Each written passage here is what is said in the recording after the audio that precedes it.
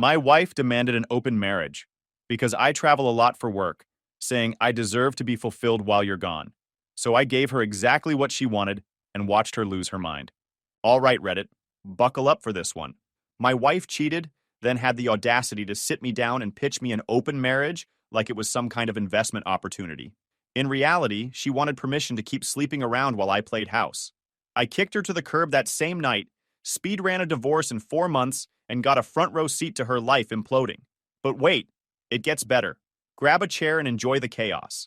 I, 32 male, work in freight logistics for a national shipping company. Basically, I coordinate deliveries across the Midwest and sometimes the South, which means I'm on the road about 15 days a month. Not glamorous, not exciting, just me driving from distribution center to distribution center, making sure products get where they need to go on schedule. The pay is solid, though. Good enough to cover our mortgage, both cars, and fund my wife's little skincare business that's been hemorrhaging money for 2 years straight. Evelyn started this business right after we got married. She makes soaps and lotions and sells them online. Calls herself an entrepreneur, has a whole Instagram for it with maybe 200 followers, half of which are probably bots. The products are fine, I guess, but she's terrible at the business side. Orders too much inventory, prices things wrong, forgets to ship orders on time. I've been covering the losses because she keeps saying she's right on the edge of making it profitable. Just needs one more month. One more marketing push. One more batch of supplies. We'd been married 3 years when everything went sideways. I'd just gotten back from a 6-day run through Kansas, Nebraska, and Iowa. Long hours, sketchy truck stops, fast food that sits in your stomach like concrete. The usual. I walked through our front door on a Tuesday evening, expecting maybe some dinner, and Evelyn asking how the trip went. Instead, she was sitting on our couch with this weird expression, like she'd been rehearsing something all day and was finally ready to perform it. She had her laptop open with what looked like articles pulled up self-help stuff from the titles I could see. "We need to talk," she said, before I'd even put my bag down. I sat down across from her, waited. "I've been doing a lot of thinking while you've been gone," she started. "About our marriage, about fairness, about what modern relationships should look like." Already I knew this was going to be bad. Nobody starts a conversation like that unless they're about to say something completely insane. "You get to travel constantly," she continued. "Meet new people. See different places. You have this whole life outside our marriage while I'm stuck here managing the house and my business." "You wanted to start that business," I said. "I supported it. Still am supporting it, actually, considering it's lost about 15 grand in 2 years." She waved that off like it wasn't relevant. "The point is there's an imbalance in our relationship. You have freedom and experiences while I'm trapped in this routine. So I've decided we need to open our marriage." I just stared at her, waiting for the punchline. There wasn't one. "I want the freedom to see other people," she said. "To have experiences. To explore connections outside our marriage. It's only fair given how much time you spend away from home." "You want to cheat on me," I said flatly. "It's not cheating if we both agree to it," she corrected. "It's ethical non-monogamy. Lots of couples do it. I've been reading about it extensively." "Right. Your extensive research." I gestured at her laptop. "Let me guess. Some blog posts and maybe a podcast?" She got defensive immediately. "This is a legitimate lifestyle choice. Just because it challenges traditional relationship structures doesn't make it wrong. Okay? And what brought this on exactly? Why now?" She hesitated. Just for a second, but I caught it. "Evelyn, why now? I already tried it, and it actually felt good," she said quietly. The room went completely silent. I could hear our refrigerator humming in the kitchen, a car passing outside. My own heartbeat suddenly very loud in my ears. "You already tried it," I repeated. "While you were on your last run, I met someone at the coffee shop where I work sometimes. We talked. It progressed, and it made me realize how much I've been missing, how much more life has to offer when you're not confined by outdated monogamy rules." She said it so casually, like she was describing trying a new restaurant. The complete disconnect between what she was saying and how she was saying it would have been impressive if it wasn't so infuriating. This was my wife. I stood up, walked to the kitchen, opened the fridge and stared at it for a solid 10 seconds, trying to process what I just heard my wife had cheated on me. Then decided instead of apologizing or feeling bad about it, she just announced she wanted to keep doing it. Wanted me to agree to let her keep doing it? I closed the fridge, walked back to the living room. "So, just to be crystal clear," I said, "you cheated on me. Then instead of coming clean or showing any remorse, you researched how to make cheating sound progressive and empowering, and now you're presenting it to me like it's some kind of reasonable proposal. You're framing it wrong. she argued. I'm not asking permission, I'm informing you of how our marriage needs to evolve. We can either grow together or stay stuck in these restrictive traditional roles. Restrictive traditional roles, I said slowly. Like the role where I fund your failing business while you're home sleeping with coffee shop randos? Her face flushed. Don't be rude. Don't be rude? Evelyn, you just told me you cheated on me and want to keep cheating on me. How exactly should I react to that? With maturity, with an understanding that relationships evolve, that people need different things at different times. I laughed. Couldn't help it. The audacity was almost impressive. This is exactly the kind of toxic masculinity I was worried about, she said. You're reacting with anger instead of having an actual conversation. Toxic masculinity, right? That's what this is. She stood up. I'm not going to let you make me feel guilty for wanting happiness. Then don't let me stop you, I said. Go be happy. Somewhere else. We're done. You can't just end our marriage because I'm being honest with you. Get your stuff and get out. She blinked. What? You heard me. This is my house. My name on the deed. My mortgage payments. You want to explore connections and find happiness? Do it somewhere else. You can't kick me out, I live here. You lived here? Past tense. Start packing. She got that look people get when they realize their plan isn't working. Panic mixed with indignation. You're being completely unreasonable. All I did was be honest about my needs. All you did was cheat on me, then try to manipulate me into accepting it. Now you've got about an hour to pack what you need before I start throwing stuff on the lawn. You wouldn't. I walked to our bedroom, started grabbing her clothes out of the dresser, armfuls of shirts and pants and whatever else. Carried them to the front door and dumped them outside. She followed me screaming. What are you doing? Stop it! Those are my clothes. I went back for more. Shoes this time. Tossed them out on top of the clothes. You're insane, she yelled. You're having a breakdown. I'm having clarity, I said. Went back for her bathroom stuff. Makeup. Hair products. That expensive face cream she loves. All of it went out the door. She was crying now. Full on sobbing. Please stop. Let's just talk about this. I didn't mean for it to happen this way. How did you mean for it to happen? Walk me through your ideal scenario here. I come home, you tell me you cheated, I say cool, let's make it official, and then what? I just go back to work while you're here doing whatever with whoever? She didn't answer, just stood there crying and watching me clear out her belongings. Took me about 30 minutes to get most of her stuff out. I wasn't being gentle about it.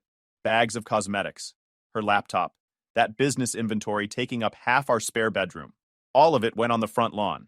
Where am I supposed to go? She asked. Call your sister. Call your parents. Call the coffee shop guy. I don't care, but you're not staying here. She left eventually, crying and yelling the whole way. Drove off in her car loaded with as much as she could fit, leaving piles of her stuff scattered across our yard like some kind of disaster zone. I stood in the doorway watching her leave. Then went inside and ordered pizza. Extra large with everything. Figured I deserved it. My buddy Antoine showed up about an hour later. He's French, moved here 5 years ago for work, and has exactly zero patience for relationship drama. I'd texted him right after Evelyn left with just marriage over, and he'd responded, I bring sympathy, which was good enough for me. He walked in, looked around at the empty spaces where Evelyn's stuff used to be, and said, She is gone? She's gone. Good. She was annoying anyway. Too much talking about business that makes no money. Too much complaining about you traveling for work that pays for everything she is, how do you say, parasite. Leave it to Antoine to just say exactly what he thinks with zero filter. She cheated on me, I said. Then asked if we could open the marriage so she could keep doing it. Antoine made this face like he'd just smelled something rotten. Americans and your open marriage nonsense. If you want to be with many people, don't get married. This is simple. That's what I said. Of course. Because you have brain that works, she does not. She wants security of marriage and freedom of single life. Cannot have both. The pizza arrived. We ate it while I gave him the full story. The coffee shop guy. The research she'd done. How she'd presented the whole thing like it was my problem. If I couldn't accept her lifestyle choices. Antoine stayed until almost midnight, just talking and watching mindless action movies. Exactly what I needed. After he left, I sat in the quiet house and realized I felt fine. Not devastated. Not heartbroken. Just annoyed that I'd wasted 3 years on someone who turned out to be this selfish and delusional. Next morning, I called my insurance company to get Evelyn removed from our policy, then contacted a family law office to start divorce proceedings. The whole conversation took maybe 20 minutes. They asked if there were any children involved. I said no. They asked about assets. I said the house and both cars were in my name. We had a prenup from before we got married thanks to my dad's insistence. And she'd want her business inventory and whatever personal items she had. They said it should be straightforward. Send over the marriage certificate and prenup. They'd handle the rest. I felt productive, efficient, like I was handling a logistics problem at work. Marriage failed. Time to root around the obstacle and keep moving. Evelyn called that afternoon. I let it go to voicemail. She left a 5-minute message that was mostly crying and apologies. And could we please talk about this like adults, I texted back. Already filed for divorce. Contact your legal counsel. She called again immediately. I didn't answer. 3 days later, she showed up at the house. I was home between runs, catching up on paperwork and enjoying the quiet. She knocked. Didn't have a key anymore since I'd changed the locks. I opened the door, but didn't invite her in. Can we please talk? She asked. Looked rough, like she hadn't been sleeping. Nothing to talk about. You filed for divorce. Yep. Without even trying to work things out. Evelyn, you cheated on me, then asked to keep cheating on me. What exactly is there to work out? She started crying again. It was a mistake. I got confused.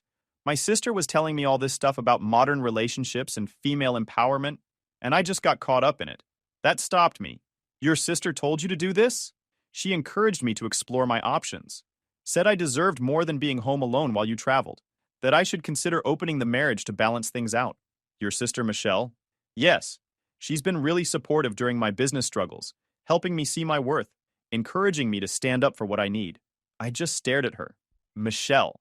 Evelyn's older sister by 4 years, never been married, goes through boyfriends like most people go through groceries.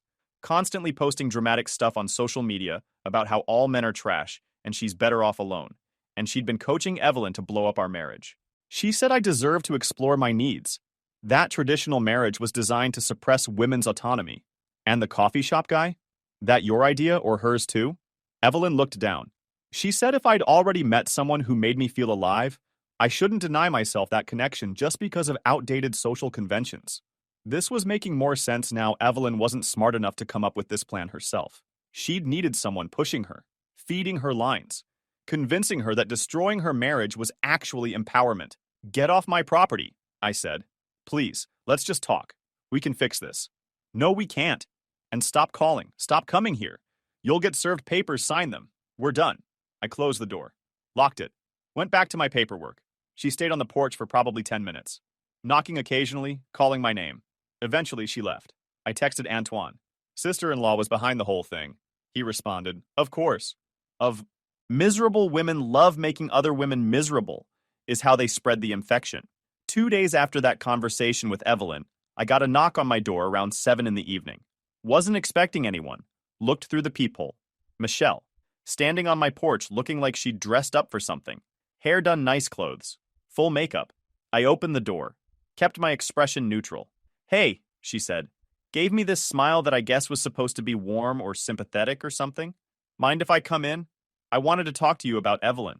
Not much to talk about. Please, just a few minutes. I'm worried about both of you. Against my better judgment, I let her in. She walked past me into the living room and sat on the couch like she owned the place. I stayed standing, arms crossed. So, she started, Evelyn told me you two are getting divorced. That's right. She's devastated, feels like you just gave up on the marriage without even trying. Is that what she told you? Pretty much. Said you wouldn't even listen to her side. Just immediately kicked her out and filed papers. I laughed. Couldn't help it. You know that's nonsense, right? Since you're the one who told her to do this whole thing in the first place. Michelle's expression shifted. The sympathetic act cracked slightly.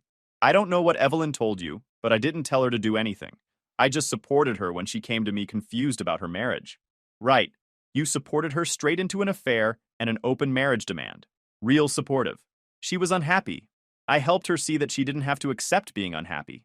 By telling her to cheat on me.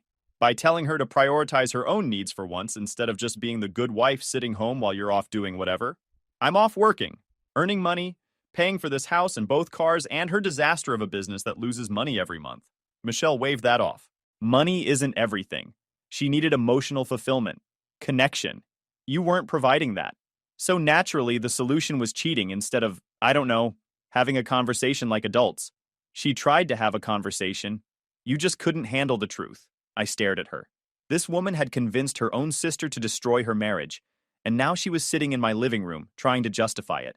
Why are you really here, Michelle? She shifted on the couch, uncrossed and recrossed her legs. I wanted to make sure you understood that if Evelyn told you I encouraged her to do this, she's lying. She's trying to blame me for her own choices because she can't accept responsibility. That's funny because 2 minutes ago you said you supported her in seeing she didn't have to accept being unhappy. Supporting someone isn't the same as telling them what to do. Get out. What? You heard me? I know exactly what you did. You coached your sister through this whole thing because you're jealous and miserable and wanted to tear down what she had. Now you're here trying to cover your tracks. Get out of my house. Michelle stood up, but instead of heading for the door, she walked closer to me. You know Evelyn never deserved you, she said, voice dropping lower. She took you for granted, didn't appreciate what she had. Some of us would have treated you better.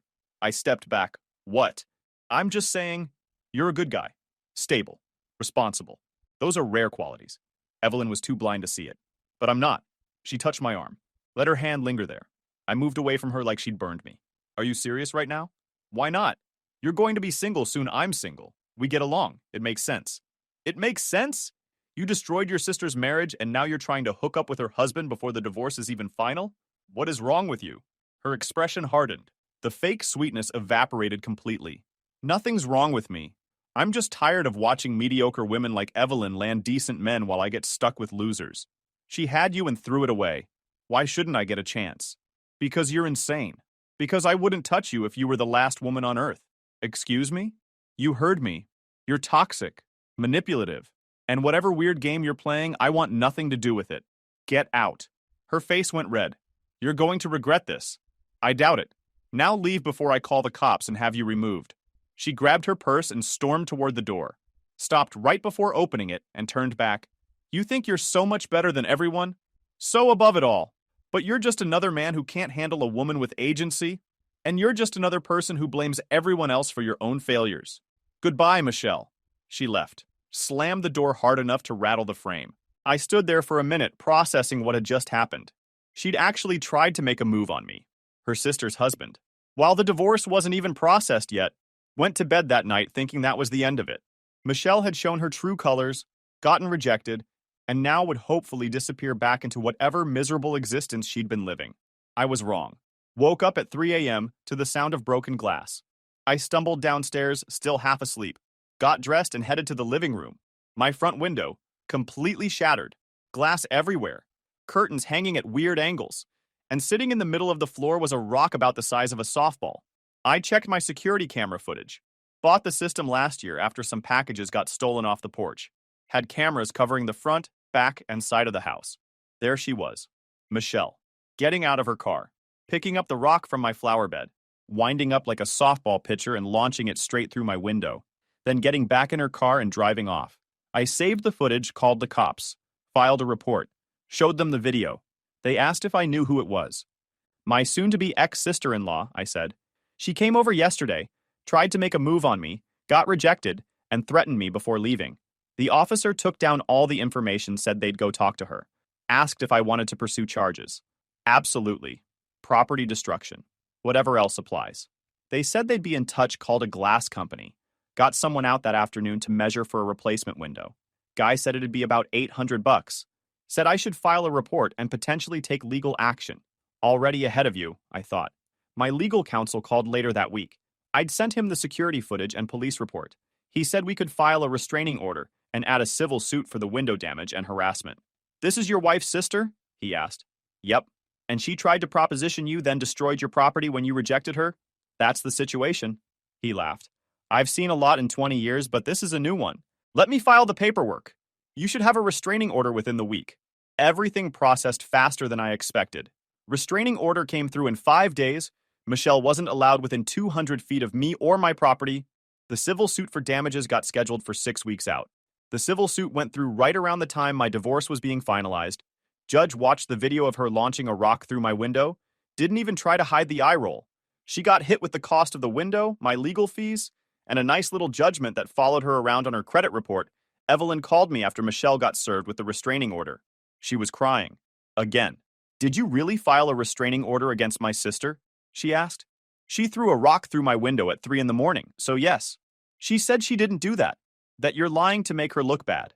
Evelyn, I have security camera footage, the cops have it. The court has it. She's on camera throwing the rock. Silence on the other end. She also tried to seduce me, I continued. Right before she destroyed my window, told me she deserved a chance with me since you threw our marriage away. She wouldn't do that.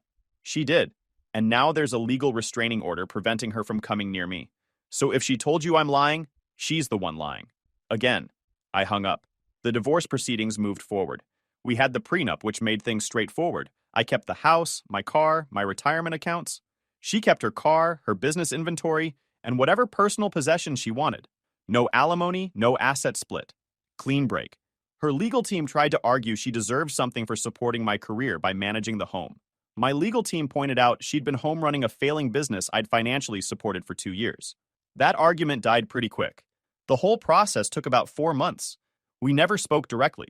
Everything went through legal representatives. She signed the papers. Judge approved it. Done. During those 4 months, I heard things through mutual friends Evelyn had apparently gone off the deep end. Dated 3 different guys in 2 months. None of them stuck around. She'd post these long, dramatic things on social media about finding herself and not apologizing for her journey, then delete them a day later. The first guy lasted maybe 2 weeks. Some personal trainer type she'd met through her gym. That ended when she tried to get him to fund her business. The second one was supposedly an artist or musician, or something equally broke. He disappeared when she started talking about moving in together after 3 dates. The third guy ghosted her completely after she introduced him to her parents on the first date and her mom asked about wedding plans. She tried to keep the skincare business going, but it was falling apart even faster now. Orders were getting mixed up. Customers complained about products arriving late or not at all. She'd forgotten to renew her website domain, and it went offline for a week before she noticed. Her Instagram became this sad collection of desperate sales posts and motivational quotes about perseverance. She'd moved into a cheap apartment after staying with her parents for a few weeks. 1 bedroom in a complex that looked like it hadn't been updated since the 80s. Tiny kitchen, questionable plumbing. But it was what she could afford on what little she was making from the business and some part-time work at a department store. Money was tight, real tight, so she started cutting corners on the business. Cheaper ingredients, lower quality supplies. She'd order stuff from sketchy websites because it was half the price of legitimate suppliers. Didn't matter that you get what you pay for. She needed to cut costs. That decision came back to bite her about 6 months after our divorce was finalized. Got a call from Antoine one afternoon. He'd heard through his girlfriend who heard from someone else that Evelyn was getting sued. Well, if I didn't do it, who would be this hero? I asked. Her skin products. They gave someone chemical burn or something. Face is damaged. They are very angry. I looked it up online. Sure enough, there was a local article, woman in her 30s, had bought face cream from Evelyn's business. Used it twice. Woke up with her entire face covered in burns and hives, had to go to urgent care. Ended up with permanent scarring on her cheeks. Turned out Evelyn had used some preservative she'd bought from an overseas supplier that wasn't approved for use in cosmetics, or maybe it was expired. Either way, it had basically burned this woman's face. The lawsuit was asking for $50,000. Medical bills, pain, and suffering. Loss of income since the woman worked in customer service and didn't want to be seen while her face healed. Evelyn had no business insurance, no liability protection, nothing. She tried to fight it, claimed the woman must have had an allergic reaction, that it wasn't her fault. The woman's legal team got the product tested by an independent facility, found the sketchy preservative, found out Evelyn had no business license or proper permits, didn't follow any cosmetic manufacturing regulations. Basically, Evelyn had been operating an illegal cosmetics operation out of her apartment kitchen. The evidence was damning. Product samples showing contamination. Purchase records from the sketchy overseas supplier. Customer complaints. Evelyn had ignored photos of the woman's face before and after using the product. Medical records showing the severity of the chemical burns. Evelyn lost. Badly judge ruled in favor of the woman. Awarded her $40,000 in damages. Evelyn didn't have $40,000. She barely had $400. Her bank account was basically empty. The business had maybe $2,000 worth of inventory that was now legally questionable anyway. They went after everything. Her car got repossessed within a week. Showed up to take it while she was at work. She had to get rides from co-workers after that. Her bank accounts emptied through garnishment. The little bit she'd gotten from our divorce settlement, gone. Every penny. The woman's legal team made sure of it. Evelyn tried to file for bankruptcy, but that takes time, and money she didn't have. Meanwhile, the judgment sat there on her record, destroying what little credit she had left. making it impossible to rent anything decent or get approved for anything. Last I heard, she was working retail at some big box store, full-time, making maybe $12 an hour, living with her parents in her childhood bedroom at 30 years old. Her mom had apparently taken down all Evelyn's empowerment posters and replaced them with pictures of Evelyn as a kid, like a constant reminder of better times before she'd ruined everything. The business was completely dead. Website offline. Instagram account deleted, all the product listings removed from everywhere, like it had never existed. 2 years of my money and her effort completely wasted. Her social media went quiet. No more posts about empowerment or finding herself or living authentically. No more motivational quotes or inspirational messages. Just silence. The last thing she'd posted was some generic apology about learning from mistakes. It got 3 likes. Meanwhile, I was doing fine. Promotion at work came through about 8 months after the divorce. Better routes, better pay, bought some new furniture for the house, fixed up the yard, started seeing someone casually. Nothing serious, just enjoying being single and not dealing with anyone's drama. Then one Saturday evening later that year, Antoine and I were halfway through some brain-dead action movie when there was a knock at my door. Soft, hesitant, like whoever was out there didn't really want to be doing this. I paused the movie. You expecting anyone? No, Antoine said. Why? I looked through the peephole. Evelyn, standing on my porch in what looked like her work uniform from the department store. Hair pulled back, makeup minimal. She'd been crying recently, eyes all red and puffy. You have got to be kidding me, I muttered. Who is it? Antoine asked. The ex-wife. He glanced up. The one who wanted open marriage after cheating? Do I have another ex-wife, for God's sake? This should be entertaining, you going to open it? I considered just ignoring her, letting her stand out there until she gave up and left. But curiosity won out. Wanted to see what kind of desperate pitch she'd come up with this time. Opened the door. Didn't say anything. Just looked at her. Hey, she said. Voice small, nervous. Can we talk? We're talking. I mean, can I come in? No. She flinched like I'd slapped her. Please, just for a minute. I need to explain some things. What's left to explain? I made a mistake, she said. Started crying.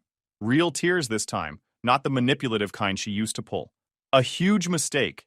I listened to Michelle when I should have listened to my gut. I threw away the best thing I ever had because I was stupid and selfish and now you're broke and living with your parents and working retail, I finished. So you figured you'd come crawling back to see if I'd be dumb enough to take you back. It's not like that. It's exactly like that. She wiped her eyes, smearing mascara across her cheek. I know I don't deserve another chance. I know I screwed up, but I've changed. I've grown. I realize now what I had and what I lost, and Evelyn? I cut her off. You haven't changed. No one wants you, that's it. That's not fair. Well, life's not fair. Am I supposed to care? I just thought, you thought wrong. We're done. We're done months ago. Stay done. She stepped closer, reached for my arm. Please. I miss you. I miss us. I miss what we had. I moved back. Kept space between us. That's not something worth missing. I can make it up to you. I'll do whatever it takes. Stop. Held up a hand. This is pathetic. You're pathetic. Coming here begging like this. Have some self-respect. Her face crumpled. I love you. That's when I heard the car door slam. Looked past Evelyn. Michelle was getting out of her car, storming up my walkway like she was heading into battle. What? Evelyn turned around, saw her sister. Oh no. Oh yes, Michelle said. Reached the porch. I heard you were coming here. Couldn't believe it when Mom told me you're actually trying to get him back. That's none of your business, Evelyn said. It's absolutely my business. You don't get to have him back. Not after what you did. I leaned against the doorframe. This was better than the movie. Michelle, go home, Evelyn said. This doesn't involve you. Like heck it doesn't. I'm the one who's been there for him, or supporting him, understanding him. She turned to me. Tell her. Tell her we've been talking. We haven't been talking, I said. Michelle's face fell. But I texted you last week. I blocked you months ago. See? Evelyn said. He doesn't want you either. At least I'm not here begging like some desperate housewife. Oh, wait. You're not even a housewife anymore. You're just desperate. Antoine appeared behind me. Saw both sisters on the porch. Oh no, both of them? Both of them, I confirmed. You need to leave, Evelyn told Michelle. I was here first. You were here first? Michelle laughed. Listen to yourself. You sound pathetic. I'm pathetic? You threw a rock through his window because he wouldn't sleep with you. That was a moment of passion. You cheated on him for weeks. Because you told me to. I suggested exploring your options. I didn't tell you to blow up your marriage.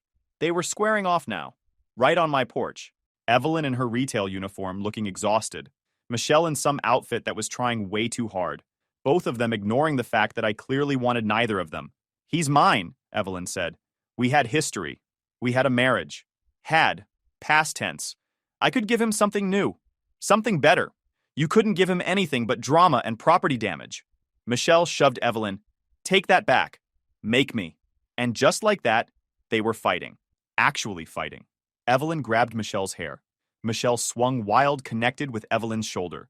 They stumbled off the porch onto my lawn, rolling around like some kind of deranged WWE match. I just stood there watching Antoine next to me eating popcorn he'd apparently retrieved from the kitchen. Should we stop them? I asked. Why? Antoine shrugged. Let them fight is good entertainment. You're a terrible person. I am French. Is different. Evelyn got on top, pinned Michelle down. I loved him first. You loved his money first. Michelle bucked her off. They rolled again. Evelyn's name tag went flying, landed in my flower bed. He deserves better than both of us, Evelyn yelled. First honest thing you've said all night, Michelle shot back. They kept rolling. Across my lawn into the neighbor's yard, Mrs. Patterson was watching from her window, phone out, probably calling the cops or filming for Facebook. Finally, I decided to stop this before the cops showed up and I had to explain the circus walked out and stood between them. Enough, I said. Both of you. They stopped, breathing hard, covered in grass stains and dirt, hair everywhere. They looked at each other, then at me. You both came uninvited, proceeded to have a fight on my lawn, and somehow think I'm supposed to be impressed enough to date one of you? They looked at each other. Some kind of silent communication happening, then back at me with matching hopeful expressions. You're making a mistake, Michelle said. The only mistake I made was opening the door. But here's what's about to happen. You're both leaving right now, or I'm calling the cops. And Michelle, last I checked, you've got a restraining order against you. So unless you want to explain that to an officer, I'd suggest you both just fucking leave. I went inside, locked the door. Both deadbolts. Could hear them outside still arguing. Switched back to the movie. Antoine settled in next to me. You know they will try again, he said. Probably. But the answer's still going to be no. Good. You can do much better than those two crazy women. The yelling outside finally stopped. Car doors slammed. Engines started. They were gone. Last time I checked, they weren't speaking to each other. Apparently that fight on my lawn was the final straw in their relationship as sisters. Even the sibling relationship didn't work out for them. Well, sucks to suck. Guys, we are so close to hit 100,000 subscribers on this channel. If you are not subscribed to the channel, please consider subscribing. It really helps hit that 100,000 mark. Thanks for making this dream come true.